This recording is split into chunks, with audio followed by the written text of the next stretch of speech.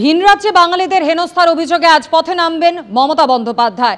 21শে জুলাইয়ের মঞ্চ থেকেই রাজ্য জুড়ে ভাষা আন্দোলনের ডাক দিয়েছিলেন তিনি, আর সেই মতো আজ তার বোলপুরে কর্মসূচি রয়েছে। গতকালই বীরভূমে পৌঁছে গিয়েছেন তিনি, আজ বোলপুরে হাঁটবেন মমতা বন্দ্যোপাধ্যায়। বোলপুরের টুরিস্ট লজ মোড় থেকে জাম্বুনি বাস স্ট্যান্ড পর্যন্ত 2.5 কিলোমিটার পদযাত্রা করবেন মুখ্যমন্ত্রী মমতা বন্দ্যোপাধ্যায়।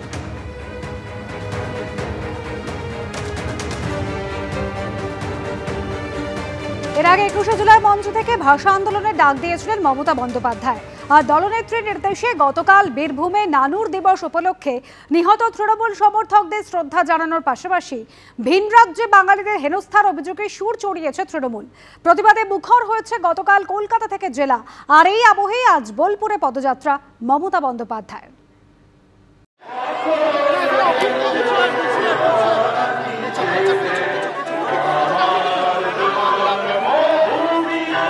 বাংলাদেশি, আমরা বাংলাদেশি, এই বাংলার ওপর অত্যাচার মানছি না, মানব না। ভিন রাজ্যে বাংলা ভাষায় কথা বলাতেই হেনস্থার অভিযোগ। এই অভিযোগে রবিবার প্রতিবাদে মুখর হলো শহর থেকে জেলা। 21শে জুলাইয়ের মঞ্চ থেকে ভাষা আন্দোলনের ডাক দিয়েছিলেন মমতা বন্দ্যোপাধ্যায়। আমরা মরনে কে লিয়ে তৈয়ার হ্যায়, কিন্তু আমি বাংলা ভাষার ওপর অসম্মান বা অপমান মানব না।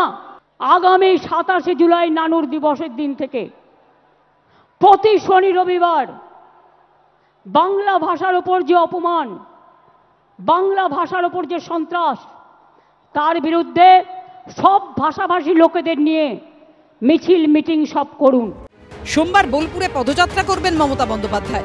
রবিবারই বীরভূমে পৌঁছন তিনি যা করছেন কমপ্লিটলি রোহিঙ্গা এবং বাংলাদেশি মুসলমানদের বাঁচানোর জন্য করছেন, প্রমাণিত সত্য। মমতা বন্দ্যোপাধ্যায় জানেন এই জলটা বেরিয়ে গেলে দুধটা রয়ে যাবে এবং তার ভোটটা 2 কোটির নিচে নেমে যাবে।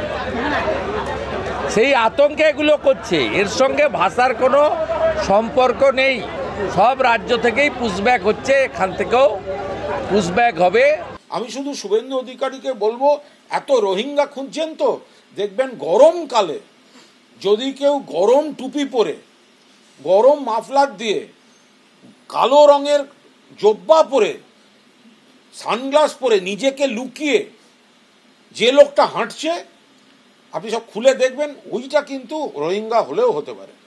এদিকে দলনেত্রীর নির্দেশে রবিবার বীরভূমে নানুর দিবস উপলক্ষে নিহত তৃণমূল সমর্থকদের শ্রদ্ধা জানানোর পাশাপাশি ভিন রাজ্যে বাঙালিদের হেনস্থার অভিযোগে সুর চড়ালো তৃণমূল। প্রথমে ভেবেছিল বাংলাকে ভাগ করবে, ভুলভাল 2-4টে 20-25টা সিট হয়তো পাবে বিজেপি পার্টি। বাংলায় অস্তিত্বহীনতায় ভুগছে। রাজমিস্ত্রি হিসেবে অনেক কিছু হিসেবে নিয়ে যাওয়া হয়, আর ওখানে গিয়ে আমাদের ছেলেপুলে, আমাদের বাচ্চা, তাদের জল বন্ধ করো, লাইট বন্ধ করো। এদিকে কলকাতা পুরসভার 49 নম্বর ওয়ার্ডে তৃণমূলের উদ্যোগে শিয়ালদা স্টেশনের কাছে বর্ণমালা হাতে মানববন্ধন করা হলো। স্লোগানে গানে মুখরিত হয় রাজপথ। যেখানে বাঙালিদেরকে আঘাত করা হচ্ছে বিভিন্ন প্রদেশে, সেই প্রতিবাদে আজকে আমরা রাস্তায় নেমেছি। এই প্রতিবাদ সবে শুরু হয়েছে, এটা চলবে, আরো তীব্রতর চলবে। অন্যদিকে ভবানীপুরে নেতাজি বার্থডে সেলিব্রেশন কমিটির ফ্লেক্সে মিছিল করে তৃণমূল। ছিলেন কলকাতা পুরসভার 70 নম্বর ওয়ার্ডের তৃণমূল কাউন্সিলর অসীম বসু। তৃণমূলের কর্মসূচিকে কটাক্ষ করেছে বিজেপি। মমতা বন্দ্যোপাধ্যায় যখনই ভোট আসে তখনই বাংলা বাঙালি এই সমস্ত নিয়ে শুরু করেন। এর আগে বলতে শুরু করেছিলেন যে গুজরাট থেকে লোকেরা এসে বাংলা দখল করে নেবে, মহারাষ্ট্র থেকে এসে দখল করে নেবে। তো মমতা বন্দ্যোপাধ্যায় বরাবরই মিথ্যে কথা বলেন এবং খুব ভালো মিথ্যেবাদী উনি। এদিন কাকুরকাছিতেও মিছিল করে তৃণমূল। ছিলেন মানিকতলার তৃণমূল বিধায়ক সুপ্তি পাণ্ডে, সুদীপ্ত আচার্য, সত্যজিৎ বৈদ্য, ভাস্কর মুখোপাধ্যায়ের রিপোর্ট, এবিপি আনন্দ।